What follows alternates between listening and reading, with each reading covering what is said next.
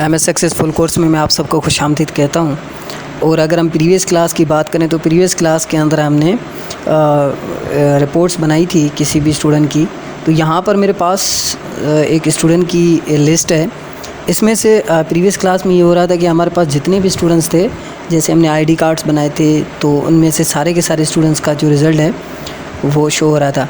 अब ऐसा भी होता है कि कभी कभी हम पैरामीटराइज क्वेरी का इस्तेमाल करते हैं और ये देखते हैं कि हमें किसी पर्टिकुलर एक कस्टमर का या एक स्टूडेंट का रिकॉर्ड चाहिए, तो वो किस तरीके से हम अपनी रिपोर्ट में शो करवा सकते हैं। तो इसके लिए हम क्या करते हैं, क्रिएट में आते हैं।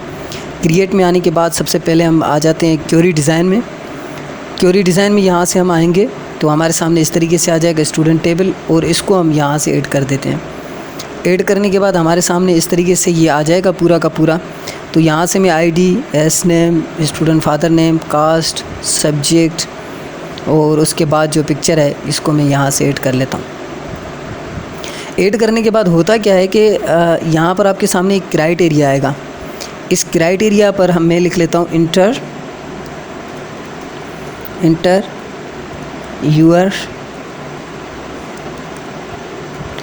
Your name. ठीक है, अब ये हो जाएगा हमारा पैरामीटराइज्ड क्वेरी का काम। इसमें ये होगा कि हम जब भी इस क्वेरी को चलाएंगे, यहाँ से देखिए रन करता हूँ, रन करते वक्त ये मुझसे कहेगा चलो इसमें एक मिस्टेक आ रही है, तो इसके लिए हम क्या करते हैं, यहाँ से इस वाली ब्रैकेट्स का इस्तेमाल कर लेते हैं।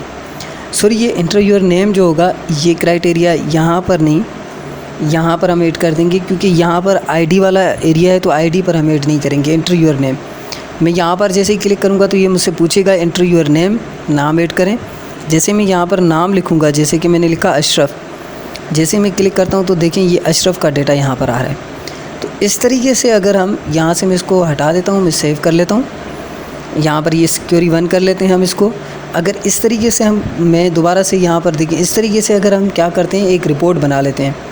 मैं यहाँ पर रिपोर्ट पर क्लिक किया, एक ब्लैंक रिपोर्ट पर आ जाते हैं। ब्लैंक रिपोर्ट पर आने के बाद यहाँ पर राइट क्लिक करते हैं ब्लैंक रिपोर्ट पर, और यहाँ पर ये आपके सामने इस तरीके से एक खाली सी रिपोर्ट आ जाएगी। और यहाँ पर इस रिपोर्ट पर क्लिक करते हैं, राइट क्लिक करके इसकी प्रॉपर्टी में आ जाते हैं, और प्रॉपर्टी में आने के बाद यहाँ पर डेटा आपके सामने आएगा।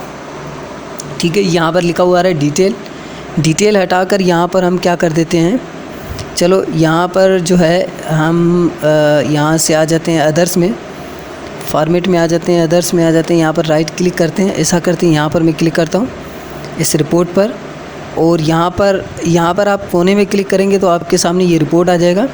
और रिपोर्ट के डेटा पर आप आ जाएंगे तो यहाँ पर आ जाएगा रिकॉर्ड सोर्स। इस पर आप क्लिक करेंगे तो यहाँ पर लिखा हो जाएगा क्वेरी 1, क्योंकि हमने जो क्वेरी 1 के नाम से क्वेरी बनाई थी, मैं चाह रहा हूँ इसका रिकॉर्ड यहाँ पर आ जाए। तो क्वेरी 1 मैंने यहाँ पर लिख दिया। ये लिखने के बाद आप क्या करेंगे, आप इस यानी कि रिपोर्ट पर यहाँ पर आएगा डिज़ाइन व्यू, इस डिज़ाइन व्यू पर क्लिक करेंगे और फिर उसके बाद ऐड एग्जिस्ट फील्ड पर क्लिक करेंगे तो ये आपके सामने इस तरीके से आ जाएगा।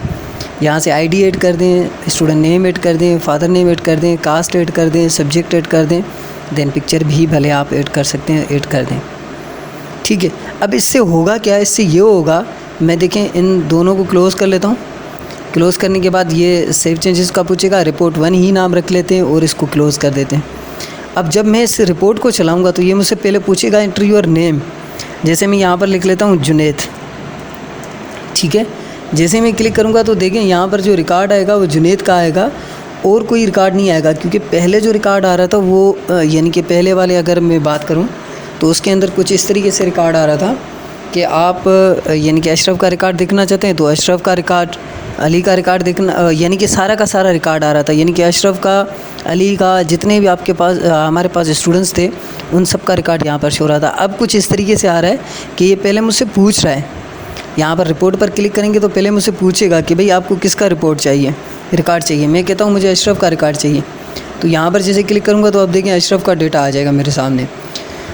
ये होता है पैरामीटराइज्ड क्वेरी।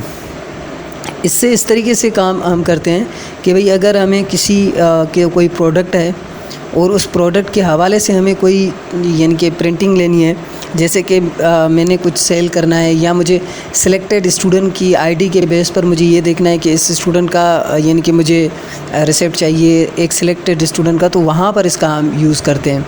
अब तो ये मेरे सामने पैरामीटराइज्ड क्वेरी आ रही थी, तो इस तरीके से शो हो रहा था। अब अगली दफ़ा पे हम ये करेंगे कि हमें से ये मांगे ही नहीं, हमारे सामने एक फॉर्म हो, उस फॉर्म पर स्टूडेंट का रिकॉर्ड हो, और जैसे ही मैं स्टूडेंट के रिकॉर्ड पर प्रिंट पर क्लिक करूँ तो ये मेरा इस तरीके से प्रिंट होकर मेरे सामने आ जाए। तो ये नेक्स्ट क्लास में ये चीज़ देखने वाले हैं। सो आज की क्लास में इतना ही, नेक्स्ट क्लास में मिलते हैं, तब तक के लिए अपना ख्याल रखिएगा। अल्लाह हाफ़िज़।